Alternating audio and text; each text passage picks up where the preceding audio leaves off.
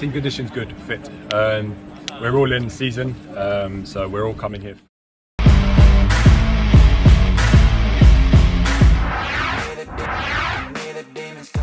Media Korea Selatan sebut Shin Tae-yong pahlawan nasional. Masa depan timnas Indonesia cerah. Prestasi Shin Tae-yong bersama dengan timnas Indonesia kembali menjadi buah bibir di negara asalnya, Korea Selatan. Kini ia disebut sebagai pahlawan nasional Indonesia. Selain kiprah sensasionalnya bersama dengan timnas Indonesia, media-media Korea Selatan juga kerap menyorot aktivitas Shin Tae-yong di luar lapangan. Media Korea juga melihat antusiasme masyarakat Indonesia kepada pelatih 51 tahun itu. Dia telah memegang tim nasional Indonesia sejak 2020 dan di Piala Suzuki yang berakhir di Singapura pada Desember tahun lalu. Dia menyalip pelatih Park Hang-seo Vietnam dan mencapai final. Meski tidak menjadi juara, Shin Tae-yong dianggap telah membangun timnas dengan baik. Ia menemukan pemain muda sekitar usia 20 dan melakukan perubahan generasi dengan masa depan yang cerah di depan mereka. Tulis media Korea The Guru. Bagi masyarakat Korea, julukan nasional hero tidak lebay jika berkaitan dengan olahraga. Media dan publik Korea terbiasa memberikan julukan nasional hero kepada atlet-atlet dan pelatih yang berprestasi. Media Korea juga menyoroti dukungan publik yang begitu besar terhadap Shin Tae-yong, di mana fans timnas Indonesia berharap besar kepada pelatih berusia 51 tahun itu. Shin Tae-yong memang berhasil mengantarkan timnas Indonesia ke Piala Asia dan timnas Indonesia U20 ke turnamen yang sama pada tahun depan.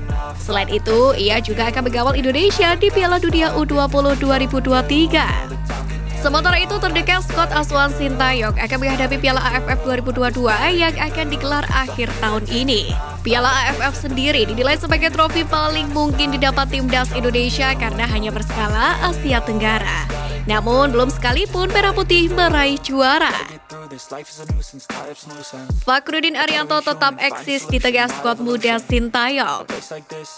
Timnas Indonesia semakin muda bersama dengan Shin Tae-yong jelang dua laga uji coba melawan Kurasyao saat berlangsungnya FIFA Matchday.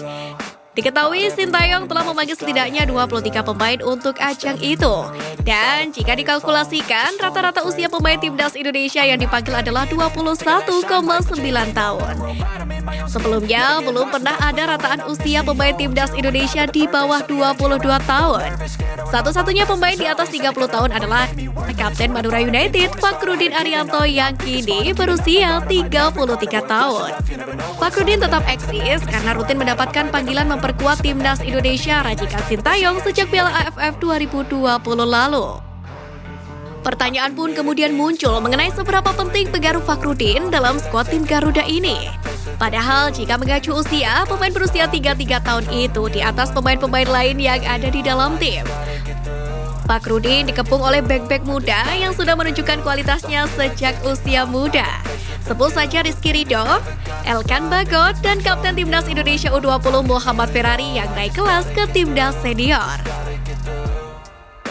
Jika acuannya memang performa tim, maka Fakhruddin jelas layak masuk ke skuad timnas Indonesia lawan Kurasyao nanti. Karena Madura United saat ini tengah memuncaki klasemen Liga 1 2022-2023. Dan Fakhruddin Arianto turut andil dalam suksesnya Madura United pada awal musim ini, di mana ia selalu bermain dalam 10 pertandingan dengan bermain selama 900 menit yang artinya selalu bermain 90 menit di setiap pertandingan. Segera perkuat timnas Indonesia, Jordi Amat dan Sandy Walsh akan ambil sumpah WNI. Soal nasib Jordi Amat dan Sandy Walsh di timnas Indonesia, anggota eksekutif komite atau Exco Federasi Sepak Bola Indonesia PSSI Hassani Abdul Ghani buka suara. Menurutnya Jordi Amat dan Sandy Walsh masih belum bisa membela timnas Indonesia dalam waktu dekat. Hal itu disebabkan lantaran kedua pemain keturunan itu belum memiliki paspor Indonesia. Jordi Amat dan Sandy Walsh masih harus menunggu proses pembuatan paspor Indonesia agar bisa membela timnas Indonesia di pertandingan internasional.